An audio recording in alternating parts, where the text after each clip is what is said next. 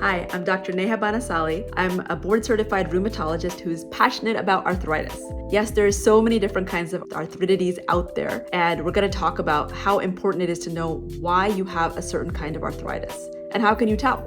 So we're going to start first with the most common one, which is the degenerative arthritis. It's the one that we get as we get older. It's called the wear and tear arthritis. What it means is basically years and years of maybe playing sports or being active. Maybe you've affected your shoulder from all the softballs that you threw, or you've been running track and therefore your knees are kind of not the best anymore, especially if you've gained 50 pounds and therefore there's a lot of pressure on your knees. So it may be something like wear and tear arthritis. And just so you know, if you gain 1 pound, that's about extra 4 pounds of pressure on your knees. So you could have something like knee osteoarthritis, in which one of the best things to do is exercise. But there's also different kinds. You can get hand osteoarthritis. You can get osteoarthritis in the hips and the spine, lots of places. And if that's what you have and that's what you need to get treated, you can choose.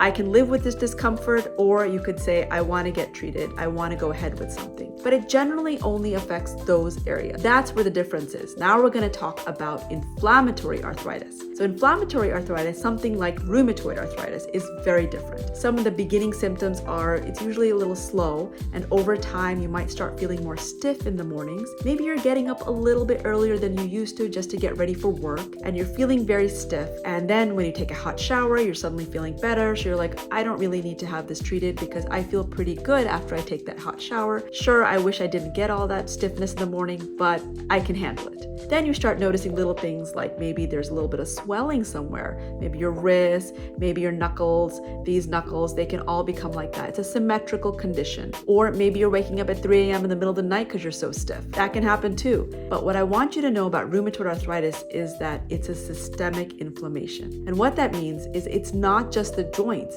It's called rheumatoid arthritis, but actually it can also affect the skin, the blood vessels, the eyes, the voice box, the lungs. There are so many different areas it can impact. So it's not just about, should I treat it because my bones and joints hurt, but should you treat it to avoid other issues? For example, rheumatoid arthritis is very associated with heart disease. If you have rheumatoid arthritis, you are almost twice as likely to develop heart disease as somebody who doesn't have it. Not only that, but imagine smoking. Now, we all know there's a risk between smoking and lung cancer. But if you have rheumatoid arthritis and you smoke, you have a 40 times higher risk of getting lung cancer than somebody who smokes but doesn't have rheumatoid arthritis. Also, now, what about the risk of cancer? Well, people with rheumatoid arthritis have about double the risk of having a cancer called lymphoma, which is a blood cancer where your lymphocytes, these are the little cells, they kind of go wild, your B lymphocytes, T lymphocytes, and they have this kind of explosion of cells,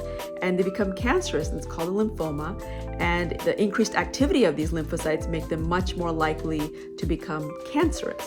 So evident, and who gets this lymphoma? It's generally people with rheumatoid arthritis who have chronic inflammation, uncontrolled disease, whether it's because they're not taking medication for the rheumatoid arthritis, or maybe they're taking it, but it's not really effective. Those people are generally more likely to get lymphoma if it's related to the rheumatoid arthritis. We're going to switch gears and talk about psoriatic arthritis. It was discovered much later than rheumatoid arthritis. We had definitely had the discovery of psoriasis, the skin rash, but then it was discovered that about 30% of people who have that skin rash, psoriasis, are likely to get something called psoriatic arthritis, which is exactly what it sounds like. It's an arthritis. So it's in your bones, it's in your joints, it could be in your tendons, it could be in the tendon insertion points, it could be in your eyes.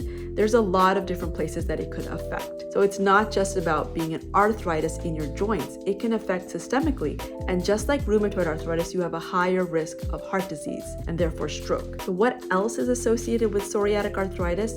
Something called metabolic syndrome. So metabolic syndrome is when you have increased fat around the waist. You also can have increased cholesterol, blood pressure, you have a risk of diabetes. And what's a little bit different about psoriatic arthritis in comparison to rheumatoid arthritis is the risk of liver disease as well. So if somebody has psoriatic arthritis and all of a sudden their liver enzymes are a little funny, as opposed to somebody with rheumatoid arthritis where you might kind of be like, okay, let me wait and watch, somebody with psoriatic arthritis, you're more likely to kind of pull back the medications, reevaluate why is that liver misbehaving. Is there something else going on here? Because there's more of a chance of liver disease. So again, it's a systemic process. It's not just the joints. That's why it's important to know. There's another condition called ankylosing spondylitis, nice and long, just to confuse everybody. But really what it is another inflammatory process, tends to affect young males, but also young women, usually below the age of 45. And it's inflammation along the back, the lower back, maybe sacroiliac joints, but it can also affect your Achilles tendon, other tendon areas, other insertion points, a lot of different areas. And again, it's an inflammatory arthritis as opposed to something like osteoarthritis, which is just degenerative. And I don't want to say just and make it sound like it's not important. It is definitely important and it hurts, but it's considered different as opposed to an inflammatory arthritis.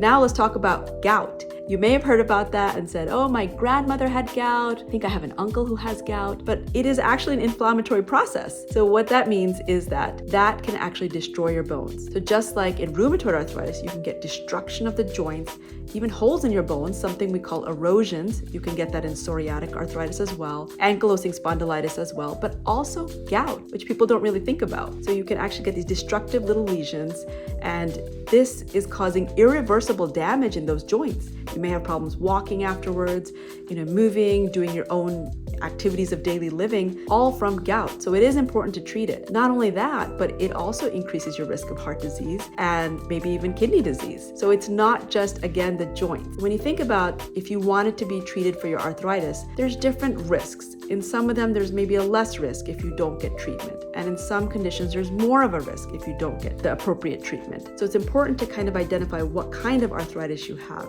And you should see a rheumatologist or somebody knowledgeable in this that can kind of differentiate things for you. Next time, we'll talk more about the different kinds of arthritis.